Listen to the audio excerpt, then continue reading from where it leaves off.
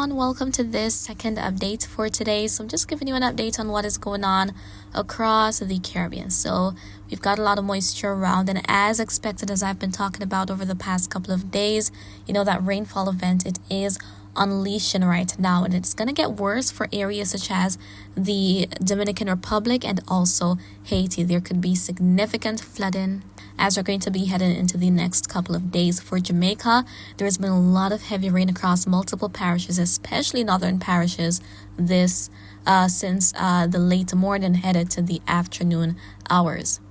So we're going to just be taking a look at what is going on, and also there is the updated forecast from the Climate Prediction Center. It is showing something very interesting for the Western Caribbean as we're going to be heading into the month of June. But first things first, the satellite imagery you're seeing here is actually behind. So it is behind time right now, and as a result, it's not fully up to date. But up until the early afternoon, this is what the satellite imagery was looking like. We can see all of that moisture, all this activity around parts of the Bahamas, Turks and Caicos, Jamaica, Cuba, Hispaniola, and a few areas even got some thunderstorms in Puerto Rico as well. And we can see that southwesterly flow coming up from South America. So it should definitely be looking a lot more interesting as we're going to be heading into tomorrow. And again, there's going to be that significant rainfall threat for Hispaniola. So Hispaniola should experience the bulk of the rain that land areas would receive due to the trough. It's the low pressure area influencing the rainfall right now. But as I said, in parts of Jamaica, there has been a lot of heavy rain and potentially even some flooding. You can let me know in the comments what conditions have been like for your area, not only Jamaica, but of course the other islands that are being affected right now. So let's look at what models are showing for the next day or so.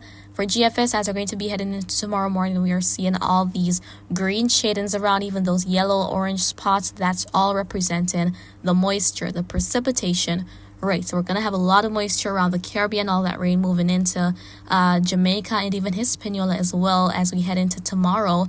And then as we head on to the Euro, we can see that Euro is showing something pretty much similar to GFS, where there's going to be a lot of moisture around. And eventually, we're going to be seeing this all getting lifted up to the north. All this moving to the north again, a southwesterly flow to the northeast.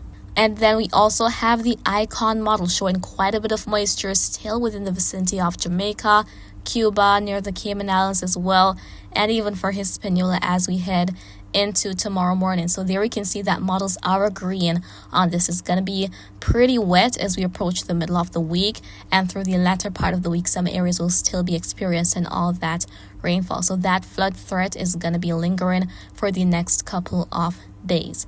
Now, as it pertains to the rainfall amount to expect over the course of the next couple of days, so this is as we're going to be heading through to Friday of this week, headed to the end of the week. We can see here that there are these colorful shadings around. We've got those pink spots, which are indicating rainfall amounts probably up to 5 inches.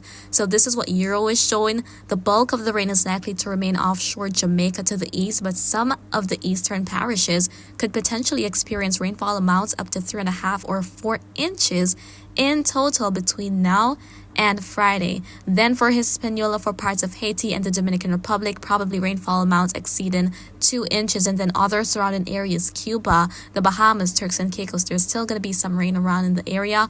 Also for Puerto Rico and the Virgin Islands. So a lot of rain is expected mostly near Jamaica and Hispaniola as we're going to be heading into the next couple of days. So that is what the Euro model is expecting. Again, flood triggering rains. This is the kind of rain that would result in those mudslides, landslides, and even significant widespread flooding, especially in the low-lying areas, guys. So I can't emphasize it enough to take all the necessary precautions and do not take any unnecessary risks. And as I mentioned, the Climate Prediction Center's updated graphic is showing something very interesting. So this is the Global Tropics Hazards Outlook map, basically highlighting where we could see above or below average rain, above or below average temperatures, and the probability of tropical cyclone development. So first, we have the graphic for week 2, which is the week of May 29th to June 4th. So closing off May and kickstarting June. And we can see all of those colorful shadings, but we're focusing on the vicinity of the Caribbean. we can see that within that time frame, it is expected that parts of the Central Caribbean, such as Jamaica and even going down to Central America, may experience above average rain. Meanwhile, some of the eastern islands going to Northern South America may experience below average rain within that time frame. But week 3 is where things get a little bit interesting. The week of June 5th to June 11th. Take a look at this. We're seeing that red and white striped shading across the Western Caribbean and also the Eastern Pacific.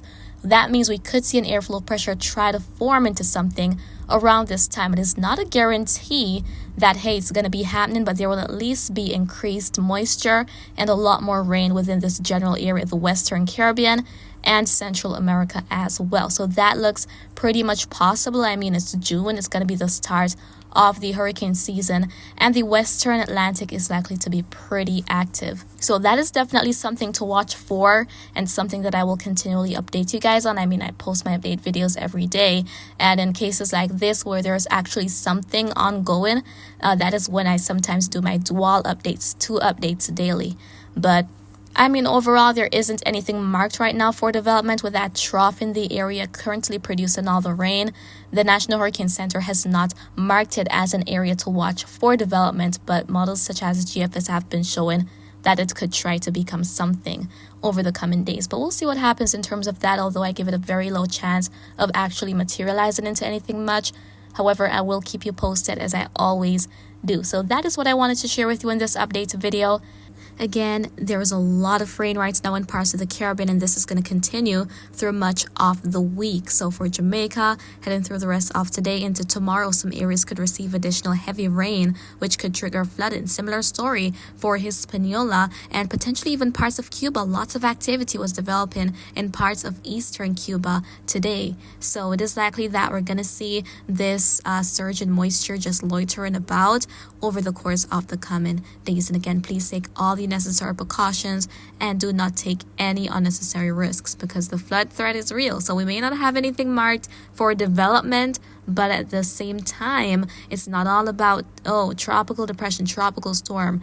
It is also about the actual weather conditions to unfold, where you could receive or experience rather tropical storm-like conditions in terms of the rain, the wind, the thunderstorms as well. So I'll keep you guys posted as usual, and I hope that you found this video to be very informative.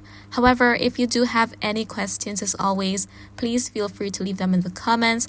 I'll try to respond to you as best as I can, and remember to always be weatherwise.